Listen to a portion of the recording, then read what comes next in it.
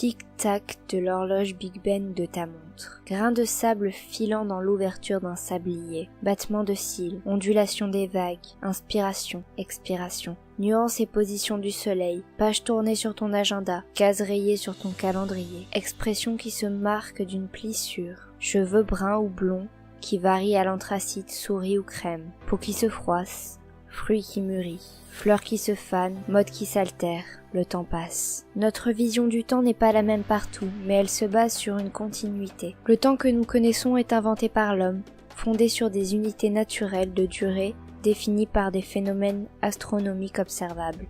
Calendrier solaire, avec le fameux calendrier grégorien que l'on utilise, calendrier lunaire, répandu dans l'Antiquité, calendrier lunisolaire, avec son 13e mois tous les 3 ans pour rattraper le rythme des saisons, ou astrologique qui est l'art de décrypter la course des étoiles pour en définir les zodiaques. Peu importe sa manière d'organiser les années, le temps passe. De nos jours, tout n'est qu'enchaînement de secondes, succession de minutes, basculement d'heures, transition de journées, soupir d'années, imbrication de siècles, consécution de millénaires. Le temps est partout, le temps est omniscient. Avant que ta conscience naisse, le temps passait, et après ta mort, il passera toujours. Que tu sois au fond de ton canapé, dans ton lit, à l'école, dans un parc, au sommet de l'Everest ou au fond d'un océan, seul, avec tes amis ou ta famille, endormi ou éveillé, le temps passe au même rythme. Tu peux optimiser ta vie, optimiser ton temps en chargeant tes journées comme si c'était la dernière. Chaque être a ses priorités. Survivre, vivre, découvrir, accomplir, acquérir, construire, conquérir, divertir, mûrir. Quoi que tu fasses, le temps passe toujours.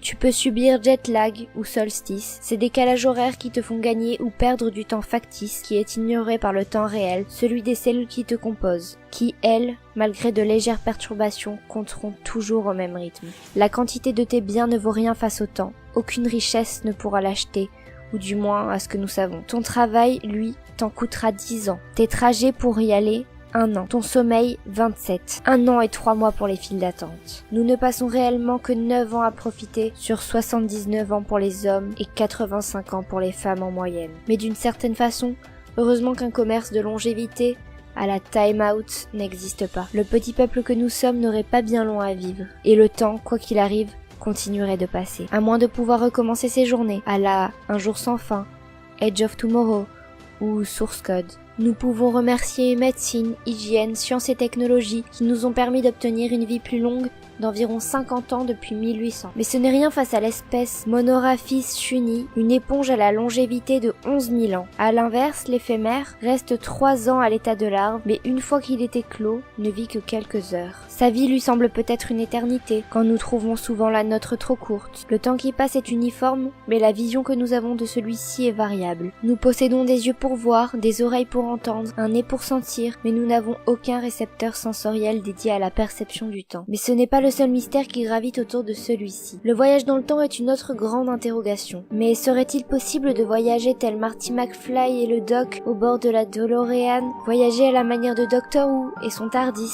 à la manière d'Assassin's Creed avec l'Animus, avec le retourneur de temps d'Harry Potter, avec simplement de la magie dans Les Visiteurs, et bien d'autres comme Prédestination, Minority Report, Le Visiteur du Futur, ou encore Les Lapins Crétins. Mais si à la manière d'Interstellar, le temps n'était pas simplement linéaire, mais une superposition de temporalités semblables ou non, créées par nos choix, et par lesquelles nous pourrions nous déplacer, ne plus considérer un univers, mais des multivers. Pour l'instant, nous ne savons rien à ce sujet. C'est sûrement le plus grand mystère de la physique. Un autre mystère est le temps zéro. Avant que vous lanciez un chronomètre, le temps est de 0, mais une fois lancé, le 0 n'existe plus. À l'inverse, un timer prend la valeur 0 à sa fin. Mais le temps de l'an 0 de notre monde, c'est quoi? On considère le début du Big Bang comme le 0, mais en fait, avant, il n'y avait rien, le néant. Mais alors, le temps n'existait pas dans le néant? Non, c'est beaucoup trop simple.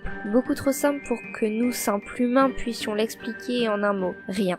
Et si nous étions une simulation, la création d'un ou des dieux, quel serait l'univers de notre ou nos créateurs? Et quel serait le temps en son sein? Peut-être qu'ils sont parmi nous ou ailleurs, dans une autre temporalité. Et si notre créateur était le temps, un être à part entière? Et si le temps n'existait pas?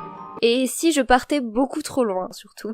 La vérité n'a peut-être jamais été imaginée, et c'est peut-être elle qui est enseignée à l'école. Mais bon, la vérité c'est surtout que nous savons tellement peu de choses, et c'est ça aussi la magie de la science.